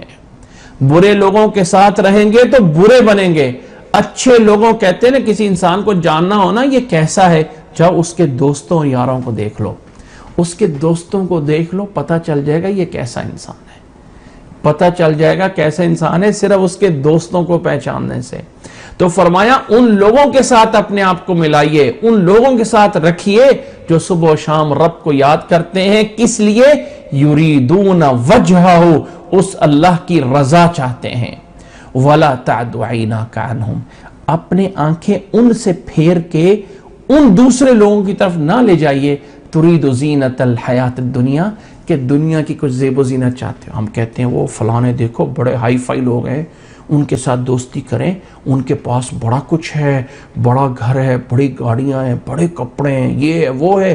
ہو یار ان کے پاس رہیں. ادھر جو ہے بیچارے غریب ہے, نیک ہے, فلاں ہے, وہ یار یہ تو ایسی تکیہ نوسی خیالات کا ہے, وہ ذرا دیکھو کتنے اچھے لوگ ہیں, ان کے پاس یہ ہے فلاں ہے. اللہ نے فرمایا اے مسلمان ایسا نہیں ہے, اپنے آپ کو ان لوگوں کے ساتھ ملائیں. اللہ تعالیٰ کے ہاں یہ نہیں دیکھا جاتا کہ تمہاری شکلیں کیا ہے, تمہارے پاس کیا ہے, دنیا کا سارا سامان کیا ہے. اللہ دیکھنا چاہتا ہے تمہارے اعمال کیسے ہیں, کن لوگوں کے ساتھ ہے. فرمایا وَلَا تَعْدُ عَيْنَاكَ عَنْهُمْ, ان لوگوں سے ہٹا کے اپنی دوسری طرف نظریں لگا کے کہ دنیا کی زیب و زینت سے دیکھنا چاہتے ہیں, نہ جائیے. وَلَا تُطِعْ مَنْ أَغْفَلْنَا قَلْبَهُ عَنْ ذِكْرِنَا, نوٹ کریں اس بات کو, اس آدمی کے پیچھے نہ لگیں جس کے دل کو ہم نے اپنی یاد سے غافل کر دیا ہے. جو انسان ہم سے غافل ہے آپ اس کو اپنا دوست بنا رہے ہیں. جو لوگ ہمیں نہیں یاد کرتا ہے وہ میرے بھائی دنیا کی چھوٹی چھوٹی دوستیاں اور یاریاں اور عاشقی مشوقیوں میں لوگ اعتراض کر دیتے ہیں, اچھا تو نے میرے دشمنوں کے ساتھ جا کے ہاتھ ملا لیا ہے اور تو ان کے ساتھ بیٹھا ہوا تھا, اچھا تو میرا بنتا ہے, کل کو میں نے تیرے ساتھ تجھے ان کے ساتھ بیٹھے ہو دیکھا تھا, اچھا تو ان کا ہو گیا ہے. اللہ تعالیٰ کہہ رہا ہے وَلَا تُطِعْ مَنْ أَغْفَلْنَا قَلْبَهُ عَنْ ذِكْرِنَا, اور جسے غافل کر دیا ہمارے ذکر سے اس کے پیچھے کیوں لگتے ہو. وَاتَّبَعَ هَوَاهُ, اور اس نے اپنی خواہشات کو سب کچھ بنا لیا, وہ اپنی خواہشات کے پیچھے لگا ہوا ہے. وَكَانَ أَمْرُهُ فُرُطًا, اور اس کے سارے کام حد سے گزرے ہوئے ہیں, حد سے گزرا ہوا غلط کام کرتا ہے, سارے کے سارے غلط کام لگے ہوئے ہیں. اور ہم کہتے ہیں یار یہ بڑا اچھا بندہ ہے, وہ بڑا خوش نصیب ہے. فرمایا نہیں, اس آیت کا اگرچہ ایک سبب نزول بھی ہے کہ اللہ کے نبی صلی اللہ علیہ وسلم سے حضرت سعد بن ابی وقاص رضی اللہ تعالیٰ روایت کرتے ہیں کہ اللہ کے نبی صلی اللہ علیہ وسلم کے پاس کچھ غریب مسلمان تھے, بیچارے غریب لاچار کچھ لوگ تھے, آپ صلی اللہ علیہ وسلم کی خدمت میں حاضر تھے. حضرت بلال بن مسعود رضی اللہ تعالیٰ عنہ, اسی طرح کچھ اور صحابہ تھے. تو قریش کے سردار آئے, وہ چاہتے تھے کہ ہماری موجودگی میں نبی کے پاس یہ لوگ نہ ہوں, یہ تو غریب ہیں، کمی کاجی ہیں، ان کا کیا ویلیو، اب ہم بڑے سردار ہیں، ہمیں جو ہے وہ آگے بیٹھنا چاہیے. تو نبی صلی اللہ علیہ وسلم ان کو تھوڑی سا وقت دینا چاہ رہے تھے مشرکین کو. وہ اس لیے کہ ایک دل کے اندر احساس تھا شاید یہ میری بات مان کے مسلمان ہو جائیں. اللہ نے فرمایا نہیں، الولا والبراء یہ ہے میرے اپنے، ہؤلاء آبائی فجئنی بمثلہم اذا جمعتنا المجامع یا جریر. کسی نے کہا تھا او بھائی وہ ہیں میرے آبا، یہ ہیں میرے آبا و اجداد جن کی بنیاد پہ میں فخر کرتا ہوں، اگر ان کی طرح کا کوئی ہے تو لا کے دکھاؤ. وہ صحابہ کرام، وہ جو جنہیں معاشرے میں کوئی کچھ نہیں سمجھتا تھا، فرمایا یہ اللہ والے ہیں، آپ انہیں دور نہ کیجئے. جو صبح و شام رب کو یاد کرتے ہیں ان کو بٹھائیے اپنے پاس. یہ جاتے ہیں جائیں، مانتے نہیں مانتے تو نہ مانیں، لیکن ان کی خاطر میں اللہ کے ماننے والوں کو چھوڑ دو. اور تم کہتے ہو میں اللہ کے اس بندے کو دور کر دو. کون ہوتے ہو تم؟ تمہاری حیثیت کیا ہے؟ کیا 2 ٹکے تیرے پاس آ جائے تو سمجھ لیتا ہے میں دنیا کا مالک بن گیا ہوں؟ نہیں. اگر سمجھتے ہیں اپنے آپ کو، اپنی اولاد کو اچھا بنانا چاہتے ہیں، ان کی دوستیاں، ان کی یاریاں، ان کے تعلقات اچھے لوگوں کے ساتھ بنائیں. اور اچھے لوگوں کے ساتھ بنانے کا ایک طریقہ بھی ہوتا ہے. کیا طریقہ ہوتا ہے؟ ہم سمجھتے ہیں کہ ہم نے بچوں کو قرآن مجید پڑھا دیا، بچپن میں ٹیوشن لگا دیے، قاری صاحب لگا دیے، وہ کر دیا، ہم نے نماز پڑھنے پہ لگا دیا. ٹھیک ہے، یہ کافی ہے، یہ بھی اچھا ہے، لیکن اس کے ساتھ کچھ اور بھی چاہیے. وہ کیا ہے کہ ہم روزانہ نہیں تو ہفتے میں ایک بار ذرا اپنے فیملی ممبران کو جمع کرا کے بٹھائیے اور ایک حدیث پڑھ دیجئے، 2 حدیثیں پڑھ دیجئے، ایک آیت کا ترجمہ پڑھ دیجئے. اور سب سے بہترین ایک چیز بتاتا ہوں، ایک سیرت کی کتاب ہے رحیق المختوم، اسے تھوڑا تھوڑا سب میں بیٹھ کے پڑھیے، دلچسپی پیدا ہوگی. جب انسان کے اندر فیملی میں بیٹھ کے نبی کا تذکرہ ہوگا نا تو ایک محبت پیدا ہوتی ہے. ہم ایک ایسے معاشرے میں رہتے ہیں، ہر طرف سے بازاروں میں جائیں تو گانے بجانے اور شیطان کی آوازیں سنائی دیتی ہیں، کہیں کوئی اللہ کا نام لینے والا نہیں ملتا ہے. تو تھوڑا سا ٹائم دیں گھر میں جہاں سب بیٹھ کے ایک ایک حدیث سن لیا کریں، سنایا کریں. اس سے ایک ایمان کا جو جذبہ پیدا ہوتا ہے نا، روزانہ کر سکتے ہیں تو کریں. جو باہر کی غلاظت ذہنوں میں آئی ہوتی ہے وہ چند منٹ کے اندر وہ دلوں کو صاف کر دے گی. ہم بچوں کو پتہ کیا کرتے ہیں، ان کو وہ والی ویڈیوز نکال کر دیتے ہیں جہاں بڑی بڑی گاڑیاں ہوں، جہاں بڑے بڑے سے کپڑے پہنے ہوئے ہوں، یہ دیکھو وہ دیکھو. اس کے دماغ میں پہلے سے بٹھا رہے ہوتے ہیں اور تو نے ان کی طرح کا بننا ہے. شروع میں ہوتے ہوتے سمجھداری میں اپنے ان بچوں کو ایسے ایسے ہمارے سامنے ڈرامے دکھائے جا رہے ہوتے ہیں، ایسی ایسی سیریز دکھائی جا رہے ہوتے ہیں جو پہلے سے دماغ میں ڈالا ہے. اور کامیابی یہ ہے جی بس اس طرح کے کپڑے پہنو، اس طرح کے اپنے آپ پہ عیش و آرام کرو اور تم بڑے سے بڑے بنتے جاؤ گے. فرمایا نہیں، ذرا ان لوگوں کے بھی حالات سنائیے جنہوں نے کس طرح کر کے اللہ کے ساتھ محبت کرتے ہوئے ایک خیمے میں رہ کے، ایک چھوٹے سے گھروں میں رہ کے کیسے زندگی گزاری تھی. فرمایا وَلَا تَعْدُ عَيْنَاكَ عَنْهُمْ، ان لوگوں سے اپنی نظریں ہٹا کے ایسے لوگوں کی طرف مت جائیے کہ دنیا کی زینت چاہتے ہیں. وَلَا تُطِعْ مَنْ أَغْفَلْنَا قَلْبَهُ عَنْ ذِكْرِنَا، ان لوگوں کے پیچھے ان کی مت اطاعت کیجئے جن کے دلوں کو ہم نے اپنے ذکر سے غافل کر دیا ہوا ہے. اس سے اپوزٹ اگر دیکھیں تو نتیجہ نکلتا ہے ان لوگوں کے پیچھے لگیں جن کے دل اللہ کی یاد سے غافل نہیں ہوتے ہیں، جو صبح و شام کی دعائیں پڑھتے ہیں، جو ہر موقع کی دعاؤں کی پابندی کرتے ہیں. ان کے ساتھ اپنے آپ کو چلائیے. وَاتَّبَعَ هَوَاهُ، اور ایسے بندے کے پیچھے نہ لگیں جو خواہشات کا پجاری ہے. وَكَانَ أَمْرُهُ فُرُطًا، اور اس کا معاملہ سارا حد سے گزرا ہوا ہے. وَقُلِ الْحَقُّ مِنْ رَبِّكُمْ، اور بتا دیجئے، کہہ دیجئے حق تمہارے رب کی طرف سے. فَمَنْ شَاءَ فَلْيُؤْمِنْ وَمَنْ شَاءَ فَلْيَكْفُرْ، اب جو چاہتا ہے مان لے، جو چاہتا ہے نہ مانے، جو چاہتا ہے ایمان لے، جو چاہتا ہے نہ مانے. انا اعتدنا للظالمین نارا احاط بهم سرادقها، ہم نے ظالموں کے لیے ایسی آگ تیار کی ہے جس کے بڑے بڑے شعلے، ویسے تو سرادقها قناتیں کہتے ہیں، یعنی مراد ہے اس کے بڑے بڑے شعلے، ایک ایسی آگ ہم نے ظالموں کے لیے تیار کی رکھی ہے جس کے بڑے بڑے شعلوں نے انہیں گھیرے میں لیا ہوا ہے۔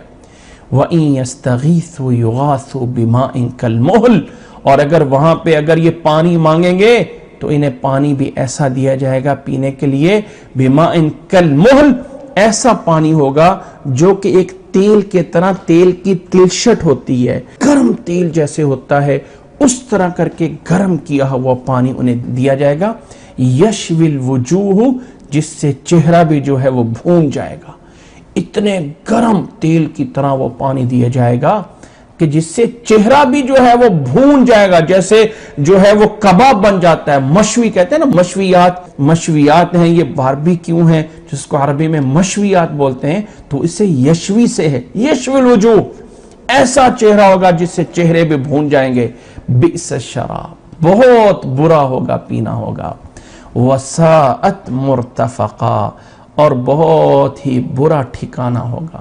اس کے مقابل میں دوسرے لوگ وہ ہوں گے، ان الذین آمنوا وعملوا الصالحات انا لا نضيع اجر من احسن عملا، جو لوگ ایمان لے آئے، نیک اعمال کرتے رہے، ایسے لوگوں کے اجر کو ہم ضائع نہیں کریں گے، انا لا نضيع اجر من احسن عملا، جو احسن اعمال کرتا رہا، پیچھے کہا تھا نا لیبلوکم ایکم احسن عملا، یہاں کہا ان لوگوں کے اجر کو ہم ضائع نہیں کریں گے جو احسن اعمال کرتے رہے ہیں، اولئک لہم جنات عدن تجری من تحتہم الانہار، ان کے لیے وہ جنتیں ہیں، وہ جنت ہے ہمیشہ والی جنت جس کے نیچے سے نہریں چلتی ہوں گی، یحلون فیہا من اساور من ذہب، اور دنیا میں تو یہاں ہوتا ہے نا، مرد کے لیے تو یہاں پہ سونا پہننا حرام ہے، اچھا عورتوں کو اگر 100 کلو بھی میرا خیال سونا پہنا دیا جائے تو پھر بھی خواہش ہوتی ہے میرے پاس کچھ اور ہونا چاہیے،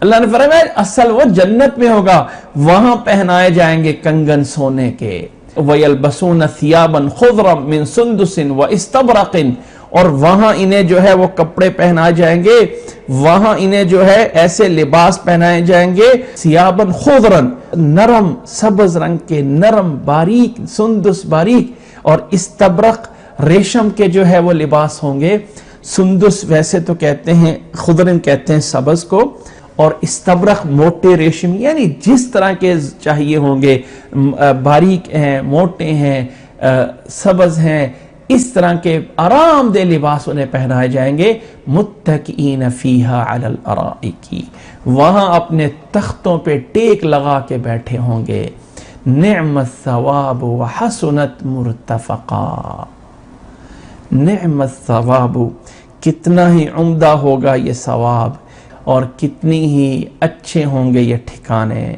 کتنے ہی اچھے ہوں گے یہ آرام گاہیں، کیا خوب بدلہ ہے، نعم الثواب، ثواب کا معنی بدلہ بھی ہے، کتنا ہی اچھا انہیں ثواب اور بدلہ ہوگا، اور کتنے ہی اچھے ان کے ٹھکانے ہوں گے، وحسنت مرتفقا، اللہم اجعلنا منہم، اے اللہ ہمیں ان نیک لوگوں میں بنا دے، اے اللہ ہمیں جنت الفردوس کا مستحق بنا دے، اے اللہ ہمیں نیک لوگوں میں سے بنا دے، احب الصالحین ولست منہم لعل اللہ یرزقنی صلاحا، کسی شاعر نے کہا تھا میں نیک لوگوں سے محبت کرتا ہوں اگرچہ میں ان میں نہیں ہوں، یعنی میں اپنے آپ کو ان میں شمار نہیں کرتا ہوں لیکن محبت کرتا ہوں نیک لوگوں سے، لعل اللہ یرزقنی صلاحا، اللہ سے امید کرتا ہوں کہ اللہ مجھے بھی صلاح اور نیکی عطا کرے گا۔ انسان کو کم از کم محبت کے دائرے میں ہونا چاہیے، میں نیک لوگوں سے محبت کرتا ہوں۔ دیکھیں ایک بات سمجھ لیجئے، دنیا میں کوئی انسان بھی معصوم عن الخطا نہیں ہو سکتا، بلکہ جو لوگ جتنے نیک ہوتے ہیں شیطان ان کو اتنا ہی زیادہ بہکاتا ہے، شیطان ان کے پیچھے اتنا ہی زیادہ ہوتا ہے، اس لیے کسی انسان ایک کی غلطی، کسی ایک انسان کی کمی کوتاہی کو پکڑ کے ہمارے اندر ایک سازشیں کی گئی ہیں کہ کسی طریقے سے دیندار لوگوں کو بدنام کیا جائے. او فلانا داڑھی والا یہ کرتا تھا، او فلاں مولوی یہ کرتا تھا، او مولوی یہ ہوتے ہیں، او مولوی وہ ہوتے ہیں. کسی بزرگ کے پاس کوئی گیا اور کہا کہ مولوی نے چوری کر لی ہے. کہا نہیں، مولوی چوری کر ہی نہیں سکتا. کہا میں نے آنکھوں سے دیکھا ہے. کہتا نہیں ایسا نہیں ہو سکتا. اصرار کرنے پہ اس کو بتایا بھائی یہ کہو کہ چور نے داڑھی رکھ لی ہے، یہ مت کہو کہ مولوی نے چوری کی ہے، بلکہ یہ کہو کہ چور نے داڑھی رکھ لی ہے. آج ہم لوگ جو ہیں وہ ان چند چوروں کی بنیاد پہ پورے مذہب کو بدنام کر دیتے ہیں. اللہ ہمیں نیک لوگوں سے محبت کرنے کی توفیق عطا فرمائے. اللہ ہمیں نیک لوگوں میں سے شمار کرے. اللہ ہمیں بھی جنت الفردوس میں اعلیٰ مقام عطا کرے. آج ہم یہیں اسی آیت پہ اکتفا کرتے ہیں. انشاءاللہ تعالیٰ اس سورت کا بقیہ حصہ انشاءاللہ تعالیٰ آئندہ کلاس میں پڑھیں گے. اللہ تعالیٰ ہمیں عمل کرنے کی اور اللہ تعالیٰ ہمیں سمجھنے کی اور اللہ تعالیٰ ہمیں ان باتوں کو آگے پہنچانے کی توفیق عطا فرمائے. جزاکم اللہ احسن الجزاء.